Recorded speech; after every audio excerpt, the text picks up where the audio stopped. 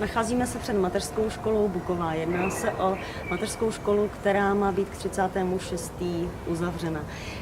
Rozhodně s tímto názorem nesouhlasím, protože si myslím, že školka, která se stará o děti alergické a astmatické a věnuje jim takovou péči, by měla být ku chvále městské části Praha 3, jak tomu doposavad bylo. Měla by se jí honosit a hýčkat ji a nikoliv se snažit tuto školku zlikvidovat. Nám jako opozici vadí, jak radnice celou kauzu mateřské školy Buková komunikuje. Nejprve se v radničních novinách v únoru objevilo oznámení o tom, že zde neproběhnou zápisy a poté se teprve záležitostí zabývala rada a na zastupitelstvu v březnovém bylo potvrzeno, že zde má vzniknout jakési zařízení jeselského typu.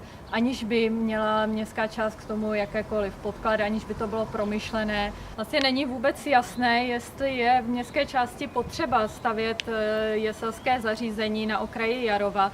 Naopak ze zápisu vyplývá, že rodiče mají zájem umisťovat děti mezi 2 až 3 lety do běžných školek a proto my podporujeme rozšiřování kapacit školek i pro tyto děti napříč celou Prahou 3.